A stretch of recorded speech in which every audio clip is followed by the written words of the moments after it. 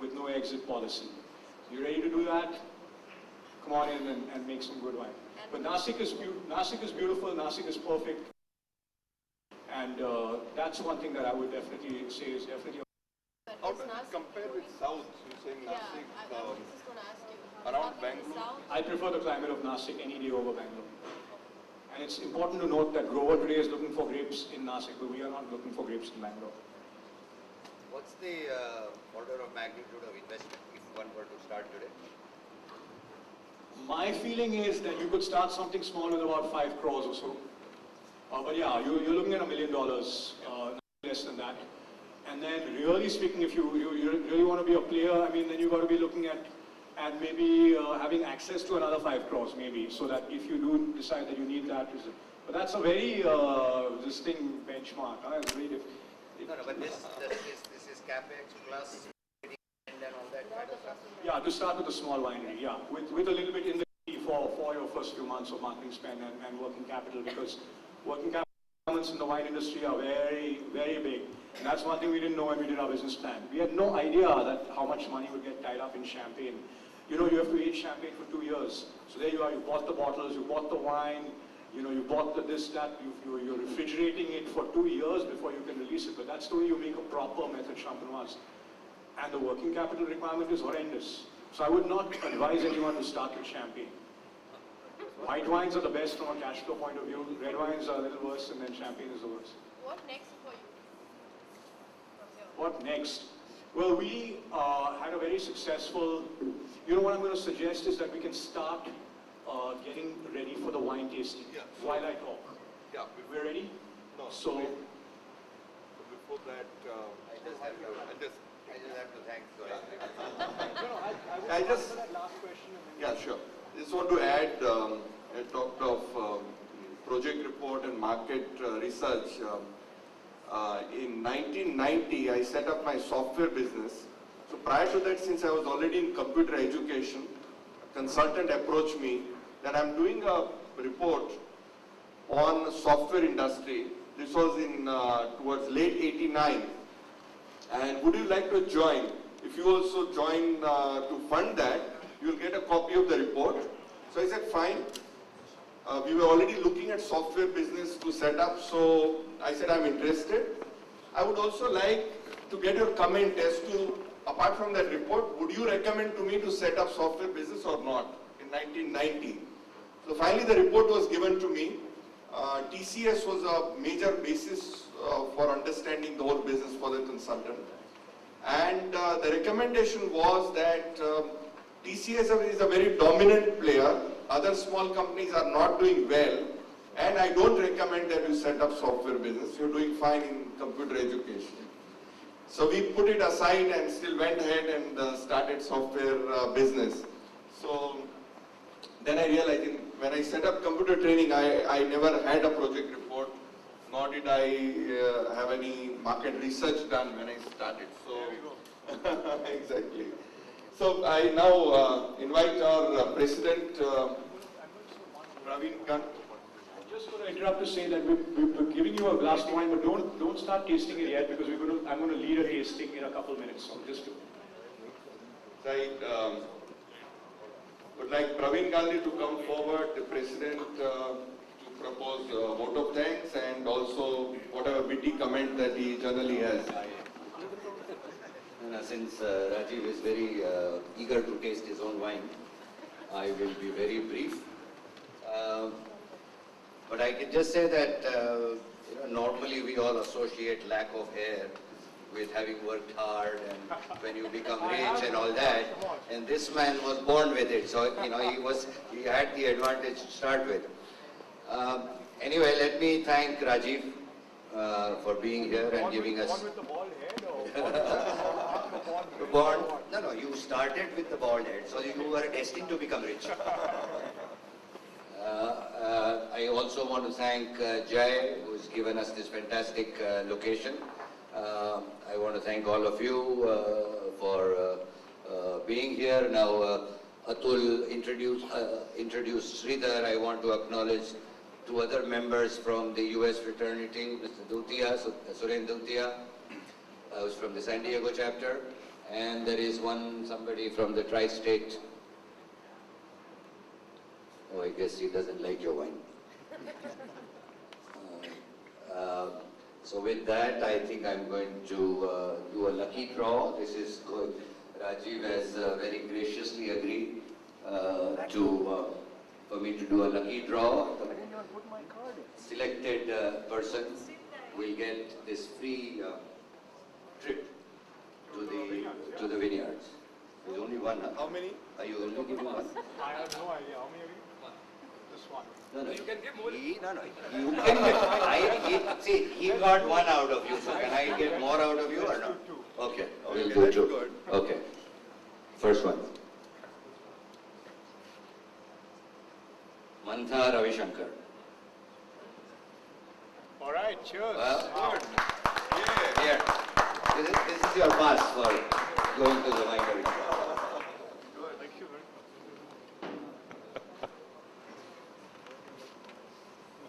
Is Mehta, you want to go? Yeah, congrats. Thank you very much. See you there soon. Vinayak Shirodkar. Congratulations. Great. Congratulations. You want your pass or not? Okay. Thank you again, ladies and gentlemen, and we'll get on with the wine tasting. Rajiv? Yeah. What was that last question that we didn't get to? What next? What from here? Yeah, so we built that tasting room up in Nashik, which has been very successful. And now next month we're opening a little cafe and wine bar in Bombay. And I think the time has come for some more wine bars and maybe a little foray into retailing. So looking at a little vertical integration perhaps. Yeah, which should be fun and keep me excited. I need a wine glass. Somebody help Mr. Gandhi with a wine glass. Do we have any more wine glasses over there? With wine. With the wine. With wine, yes. I can see some more over here. Okay, so let's get into the tasting. We are tasting 5 or 6 wines, you know? 5 wines today. The group, no, at the end. Yeah, I think 6 wines. Anyway, so of completely different styles and all of that. So I'm just going to go through a couple minutes with each wine, just try to see what I'm talking about here. And some of you have, of course, tasted these wines before, and others haven't. So it's a pretty interesting experience. So we're starting off with a white wine. You see, it's a Sauvignon Blanc. Now, when I say Sauvignon Blanc, we're talking about actually the kind of grape that makes the wine. The grape variety itself is Sauvignon Blanc grape variety, which is different than a Chenin Blanc, which is different than a Cabernet Sauvignon. So the name of a wine comes after the grape from the vineyard. And Sauvignon Blanc is a wine that is generally quite spicy. You'll see what I mean when you taste it.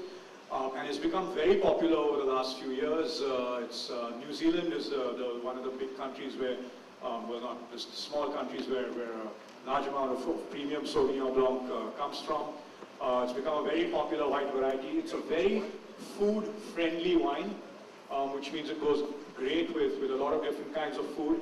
And particularly with our kind of food, spicy food, you want to taste a nice spicy wine with spicy food, so it stands up to it and complements it well. So take a look at the color. It's a very pale sort of it's like a pale straw color. And what you want to do is just take a little whiff of it first, and then roll it around a little bit in your glass. Try not to spill it on yourself. That's a little tricky.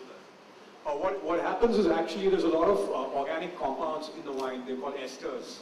And what you're doing when you do this is you're breaking the bonds. You're breaking those, and you're releasing the aromas. It is chemistry, yeah, but it's cool. So anyway, so once you do that, you put your nose in the glass and take a nice deep whiff, and you really get all the aromas.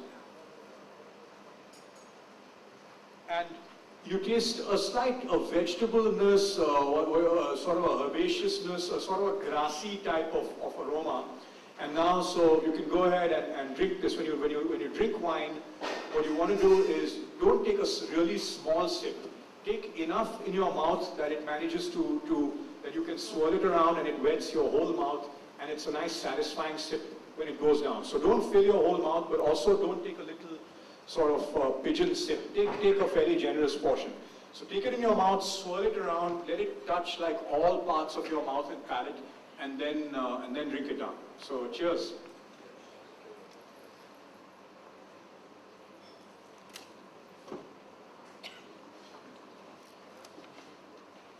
And now you see what I mean by spicy. It actually makes your palate tingle and reminds you a little bit, I would say, a little bit of almost like a green chili or a green capsicum type bite twist. Is anyone following me on that? Reina, what I'd really like to do is for them to see the bottle also as we pour in the wine. So maybe somebody can sort of just walk around and show them the bottle. So that's the Sauvignon Blanc. Yes, some of you are finding it a little bit like extra spicy. But so you can imagine that this wine, when you taste with spicy food, it does not get overshadowed. And people ask the question, does wine go well with Indian food? And the answer is definitely yes. But you have to choose the right wine. And Sauvignon Blanc is definitely one of those wines. You can drink it with Indian food. You can drink it with Asian food. So with Thai food, Vietnamese, etc. It's a very versatile wine for all of that. One of the other things they say is a white wine you normally drink also with fish dishes. As far as Indian food and Asian food goes, normally you match the wine more to the curry than the kind of meat. So it's a different approach than Western food where you match the wine with the meat. Quite often that's because Western food tends to be a little bit more bland, and so it's the character of the meat that comes out more. Whereas in Indian food and Asian food, you get the character of the curry itself and the spices that have been used that come out more. You want to mention your website? Yeah, we have a really nice website. It's sulawines.com. It's got a lot of information on there also about food pairings with wine and about the proper storing, serving, etc., etc. So white wines you always want to have nicely chilled, especially when you're in India. You always want to hold the glass from the stem, not from the bowl itself, because your hand is warm and it immediately will warm up a white wine. You won't even realize it, but especially if you have a small amount in your glass. When you're tasting, if you're not a big drinker and you don't want to go through 6 glasses, you can always swirl the wine and spit it into the buckets, but I hope that this is more of a drinking crowd rather than a spitting crowd. So, anyway. So that's our Sauvignon Blanc, and this is a wine that really raised eyebrows when we released it. It's the first wine we released, and it's served in some of the nicest restaurants all over the world, in places like Paris and Saint-Tropez and Nice, etc., and has really taken Indian wine onto the map. My question was, is it because the Asians, they don't really eat spicy food, and that's why the wine didn't actually come into this country, and Europe and US kind of took it? I mean, I think each country evolves their own cuisine as well as their own drinks over time. And there was wine drunk in this country a long time ago, so I don't think the spicy food, but for some reason when the Brits came, well, the Brits were much more into their whiskey, their gin, their rum, which is what we today call IMFL. And that was, because the Brits supplanted whatever was the native beverages being drunk, like stuff made from the mawa, flour, and things like that, with their beverages which required technology to make and could be easier, which were much easier to tax. And which, villagers couldn't just brew up in there. That's why you have this distinction between country liquor and IMFL, and wine just went away. Is there any science behind matching a spicy wine and a spicy food? No science, you just got to taste lots and lots and then figure out what it is that you like that goes well with what. So why don't we start out with the Chenin Blanc? We're going to need, I'd say if we've got 4 bottles, maybe 4 people pouring the 4 bottles, that'll work well. And as I'm coming to the end of one wine, we should start pouring the others.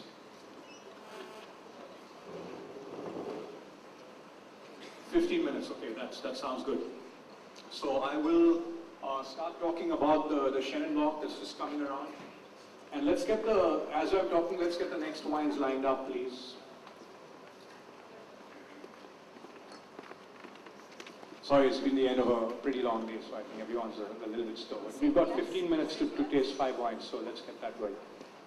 So I don't know who's coming around here. Yeah. You're welcome. Thank you.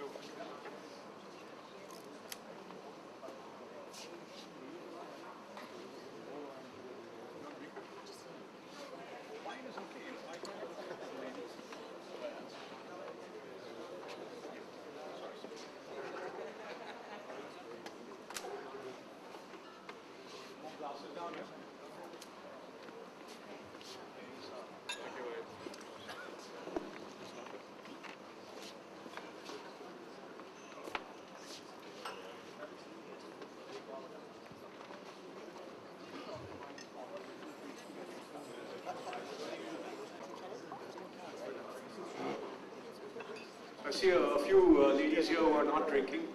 One very interesting trend in our country is the fact that, of course, more and more women, especially in urban environments, are having a social drink these days, and it's not, of course, frowned upon as much as it used to be. And for us, of course, the great thing is that one of the natural first choice beverages is wine. And it just makes sense, I mean, just from a sort of a sophistication and a social acceptability point of view, I'd say that a lot of women are much more comfortable holding a glass of white wine than holding a glass of whiskey. And that definitely works in our favor, and the numbers are exploding. So I would say, you know, our consumers, easily 40% of our consumers are women. And that's probably the only alcoholic beverage and alcohol company that has that kind of proportion. So we're going on to a very different white wine. And this is our Chenin Blanc. It is a completely different wine than the Sauvignon, apart from the fact that it's white. Where the Sauvignon is spicy, the Chenin is not spicy, it's much more fruity. Where the Sauvignon is what we call dry, and dry in the case of wine means no sugar. The Chenin that we're tasting now has a little bit of sugar in it. Just a little word about how that wine is made. What you do is basically the grapes are very sweet. They're one of the sweetest of all fruit. That's what allows allows us to make wine from them. And so what happens during the process of making wine is that natural grape sugar gets converted into alcohol with the addition of yeast, and it lets off carbon dioxide and water and all that as a byproduct. So in the case of this wine, the Chenin Blanc, before all the sugar, the natural sugar, is converted to alcohol, you stop the fermentation by freezing the tank down and shocking the yeast, and the fermentation stops before all the sugar is converted to alcohol. So two things happen. The first thing that happens is that it's a slightly sweet wine because there's a little sugar still left in it. And the second thing is that it's a slightly low alcohol wine because not all the sugar has become alcohol. So this is more of an aperitif wine which you can have, before a meal. I think it's a nice sort of sunset or just post-sunset wine. And it's not very heavy, it goes down easily, and it will not get you drunk as easily. So, and it's sweet. So let's just enjoy this wine. It's simple pleasure, nothing complicated. So we'll go through the sort of motions that we did with the Sauvignon: swirl, sniff, sip.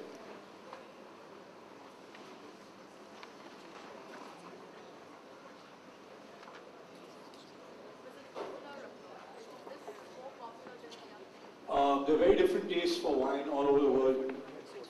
Europe and the UK tend to have very dry tastes. So Chenin would not be very popular there. They would do a drier Chenin. The US has much sweeter taste than the UK and Europe, so this would be a more popular wine there. India has a pretty sweet tooth, so excuse me. I'm going to have some of that food.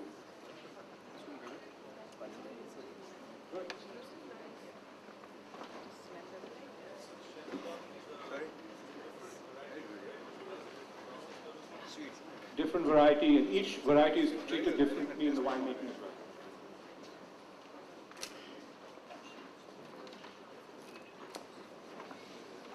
So this wine is very popular with women. It's a lighter wine. It's a little bit fruitier, and it's something that they go for. So let's move on to the next wine. Punctuality is not a bad thing.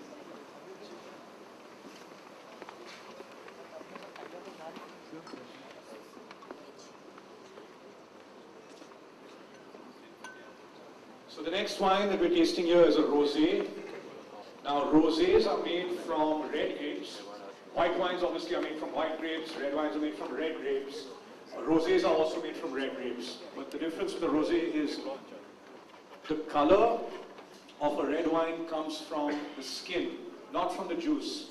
If you squeeze a red grape gently, the juice is colorless.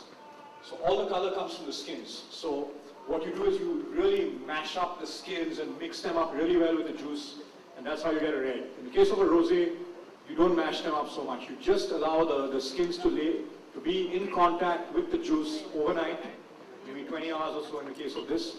And so it bleeds a little color into the grapes, and that's more of a pink color, and that's how you get a rosé. So it's sort of, you can say, a cross between a white and a red, but it does come from red grapes. Again, it's more of an aperitif wine. It's a lovely sort of a summer wine. This particular wine goes very well with chicken dishes. Try it, especially with this Tupelo chicken that we're tasting right now, which is very tasty. And I think the blush Zinfandel would go really nicely with the Tupelo chicken, with the chicken with a little bit of sweetness. Does very well. Again, this, like the Chenin, is a more fruity wine. It's got a little bit of residual sugar, so the same kind of technique where we're leaving a little of the natural sugar in the wine. So, and it has a very intense strawberry and just berry aroma. So I'd like you all to just sort of, when you're sniffing that, to just see if you get the sort of the strawberries from that. And then down the hatch. So very intense fruity aroma, completely different than the other two. And this is our blush Zinfandel, and that's the way the bottle looks. Zinfandel is the name of the grape. It's a red grape. It's been made very popular in California. It's originally from Italy, but it's basically been defined and taken over, adopted by California. And this is the grape where I cut the first cuttings and brought them back in my duffel bag many years ago.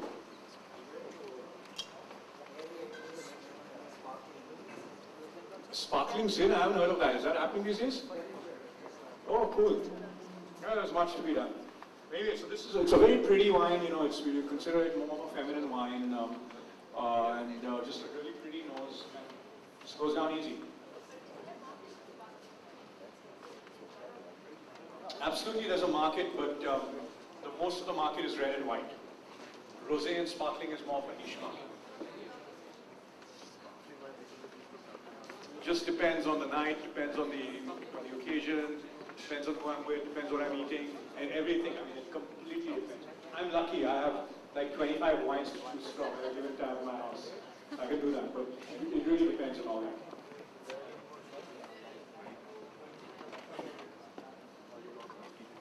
Any plan to what?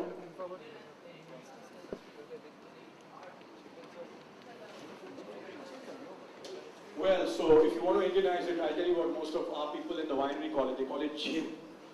So you can go into the store and ask for gin, and hopefully you get zin.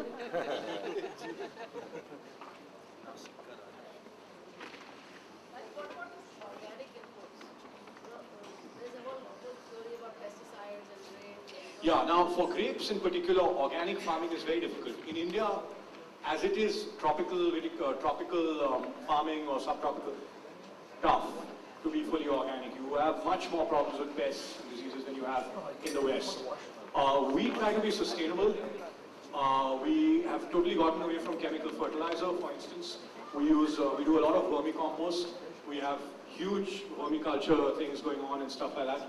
What we have found is there's a particular disease called downy mildew, which we have a tough time going 100% organic on. It can destroy a vineyard within 1 hour. You know, it can destroy 20 acres in an hour. So we just can't take that risk right now. So we are not 100% organic, but very much sustainable and eco-friendly without being 100% organic. So let's move on to the next wine. Let's move on to the red Zinfandel.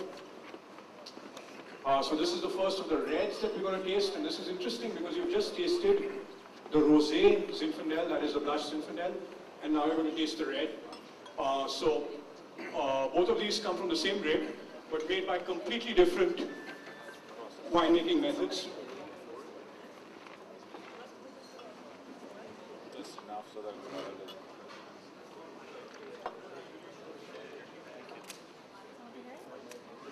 No. There's an extremely wine-friendly policy in Maharashtra. Excise duty is zero. The central government is giving subsidies for plantation of vineyards. They're giving subsidies for setting up of wineries. Right now is the time to do it. It's the licensing no longer has to go to, when I had to go, I had 3 separate ministers who, remember the BJP government changed to a Congress government changed to this, and it was crazy. Today the collector has the powers to give the license, and all the collectors are very, very proactive and very easy with giving licenses. You're also thinking of a retail wine over here, like Yeah. that. Yeah, it should happen soon. See, the media will let us do it because the last time Mr. Pawar spoke about that, everyone jumped down his throat, which is very unfair given the fact that in Bangalore and Chandigarh, wine is already being sold in supermarkets. In Delhi, it's starting to be sold in supermarkets. Why not in Bombay? There was a real knee-jerk reaction from the press, a lot of vested interest. It was sad.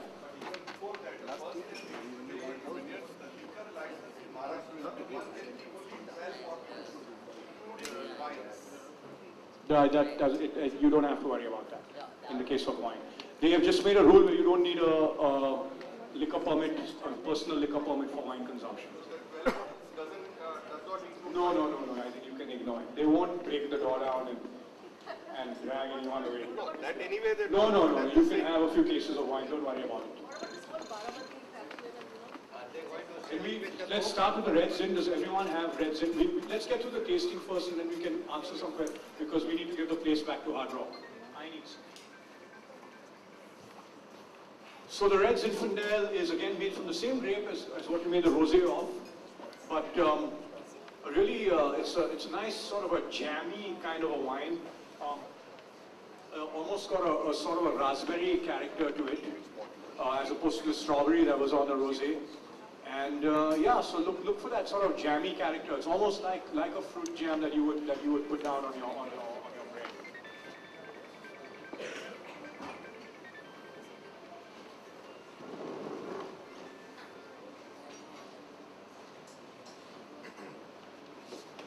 Red is a little more complex in taste than white. And in general, when you're first starting to taste wine, you always find the whites easier than the reds. That's always going to happen. So the reds is something that normally, a little bit later down, you get into the thing. But ultimately, you know, when you talk about the world's great wines, you're talking about red wines for most of the way. get flavor of wood out of red wine? Sorry? Why is the flavor of wood? Flavor of wood? Yeah, oak or wood. What out about of it? red wine. How do you get it in red wine? Because red wine is made in oak. Yeah. So this red wine doesn't have a lot of oak on it. But we're going to taste one more or two more red wines. One more red wine. The next wine we're going to taste is our reserve red. It's called Dindori. That's the most expensive wine today on the Indian market. That's been made in oak, so you will get that oak aroma. This wine is mainly stainless steel. 90% of our wine is made in stainless steel. So you import this oak in a barrel? We import the oak from France and from the US. Are all roses from Zinfandel? No, all rosés are not from Zinfandel. They can come from many different Shiraz. In fact, we make a rosé out of Shiraz. The next wine we'll taste is a Shiraz.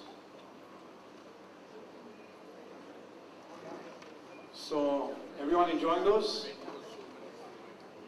Good. So why don't we move on to the Dindori?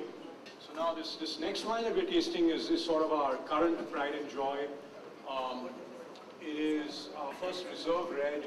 It spends about 10 months in oak barrels, small oak barrels, and then another 6 months in the bottle, aging in the bottle before we release it in the market. So that it definitely has that more aged character, which is very important for a red wine. And we've started exporting it, and it's been a real hit. Unfortunately, we have a very limited amount of it, so we don't push it really hard. We're just sending it to London for the time being, and then the next step is to send it to the US. But like I said earlier, it's in Michelin star restaurants in London. Why is red wine considered better for health than white? Red wine is better for the health than white. Why? Numerous medical studies have proved that. It's because of a compound that is in the red skin. It's not necessarily the tannin. There's resveratrol or something. There are anthocyanins.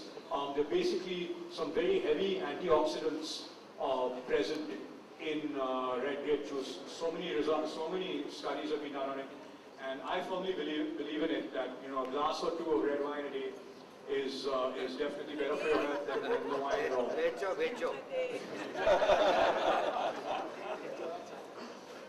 I mean, look at me. I'm in the pink of health, right?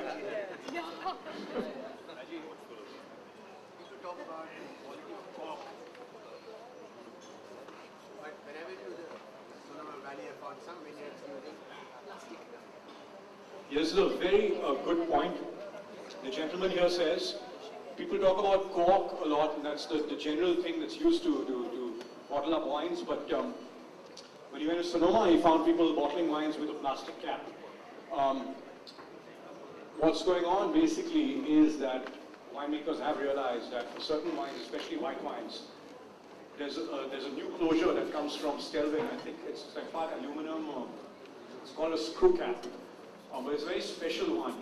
It is a much better closure than cork.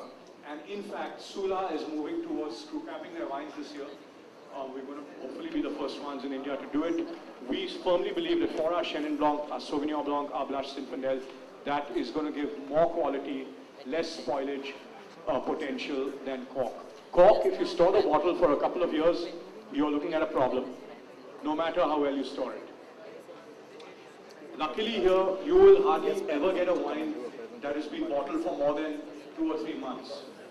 It's been in the bottle probably just for a couple of months because we can't keep up with demand, so that's okay.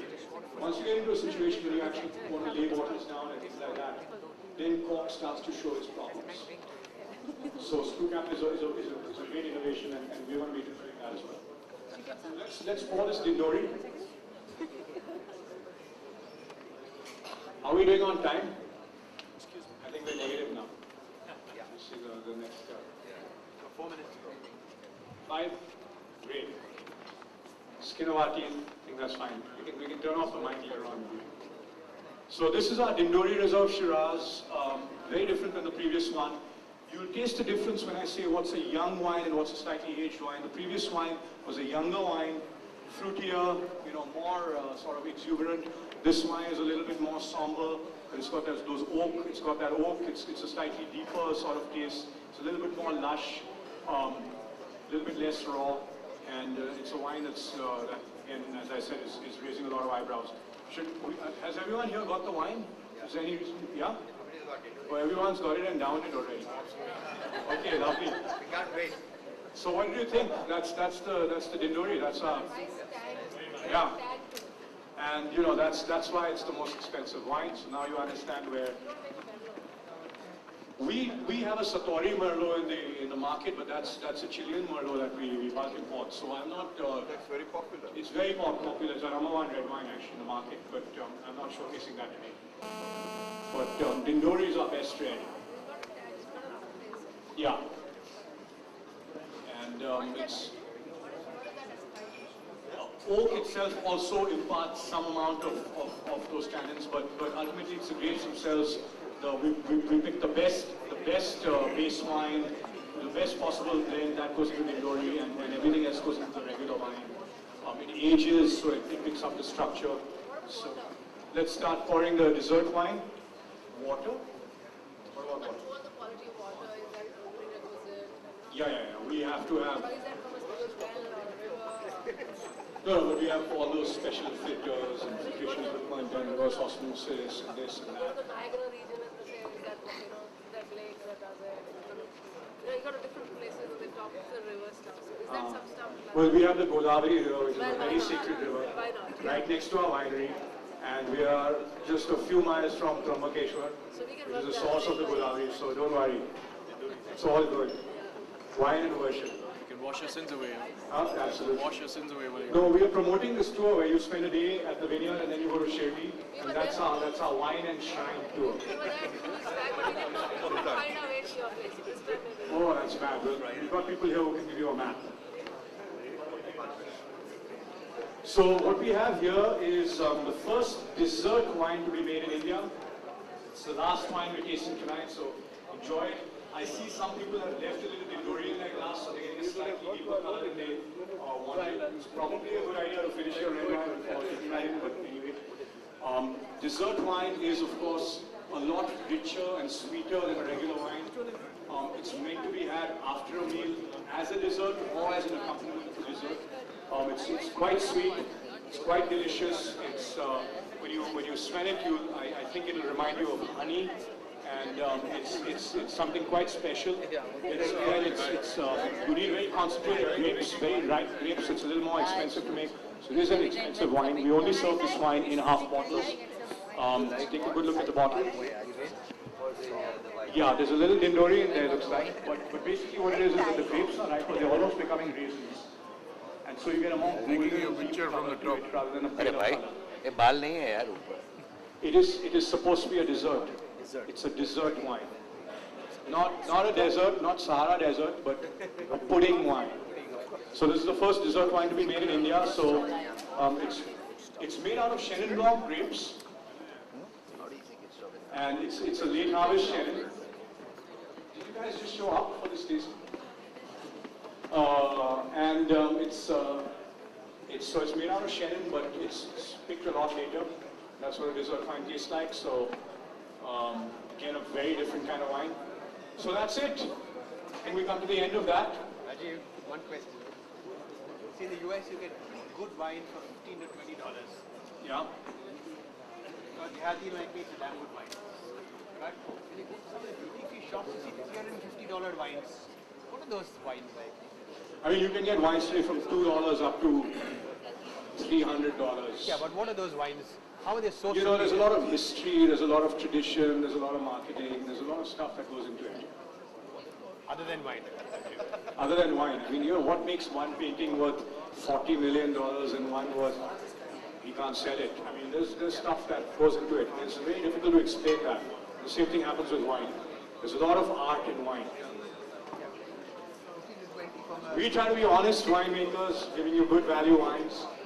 You know, and so, okay, I think, are we done? Is there anyone here who needs to sign off or anything? Question on branding, please. Praveen, etc. There's no, we're done here, so thanks a lot. No, we're not? What a thanks. Sridhar wants to Sridhar wants to thank. Because they need the hard rock back. Yeah. I just want to very quickly, sort of thank Rajiv. This is the second time you've done it. It's not going to be the last. Because everybody San Diego sounds good. I think to do a sort of a event around tasting wine and hearing a story and actually seeing the result of the story. You can tell about a software, but not all of us can sit there and actually practice a demo. But this is a great way to enjoy the evening. As somebody who does have a lot of his wine in my cellar too, I think he has put Indian wines on the map. He's put Indian wines on the map, and I think what he said about opportunities for others, but it's not going to be easy. Winemaking is a passion. That's why when somebody asks about business plan and stuff, I think it's very difficult with wine. You either like it or you don't, and once you get into it, it's quite addictive. Yeah, Both, I would say so. But Rajiv, thank you very much for doing this. I just want to spend a few minutes with regard to what Thai is doing in India, so that all of you know before you hear it in the press. There are quite a few initiatives that Thai has got in India going. You'll soon hear that we are promoting a television program where we're going to showcase some entrepreneurs in India. We are participating in a major study of the availability of seed capital in India. We are actually going to start a business plan competition or a competition of a business game in some of the schools in India, and we hope to finalize that in a sort of an event around a major TICON in India later this year. We've got an India advisory board at this moment in time, and people like Narayana Murthy, Kamath, Kiran Majumdar Shah, Mashelkar and Ramesh Wadhwani from the US have signed on to it. We've got a major initiative with the Ramesh Wadhwani Foundation, where we are providing adjunct faculty to their colleges in India where they are teaching entrepreneurship. We are starting a new entrepreneurship portal so people can go and get information from this portal about entrepreneurship. The first phase of that is an India VC Connect, so people can post their business plans for others to look at it. We are launching a major Thai women's forum in India, because we think that will bring a totally new community into Thai. We are, I don't know, I most would have forgotten some of them, but we're very, very active in India. So we look forward to your support in the year ahead. Thank you. Thank you very much. Yeah, thanks a lot, Sridhar. Thank you all for coming. I would like to add on behalf of all that Rajiv, you're going to be a very successful entrepreneur, Rajiv. You're going to do very well. You've been an entrepreneur for 7 years. but I think you're going to be a leading businessman of India, no doubt. I'm not sure. I think You I have- didn't have it for you have- that's for sure. Yeah, that's why you will be. Great. Hi, Asif. How are you? I would like to say your Dindori was as good as a Mandalay. Wow, thank you. Good one. Nice one. Yeah, thanks. But his competitor Indus used to bring people from all over India to the wine festival, and they would fly us all in. Sorin, what are you planning You here? spend the whole day in the wine. Change the pilot? I don't Why think you change want the to pilot? fly. You want to You fly? have the same aircraft, I right? didn't know you had catch. I took some more. I able there.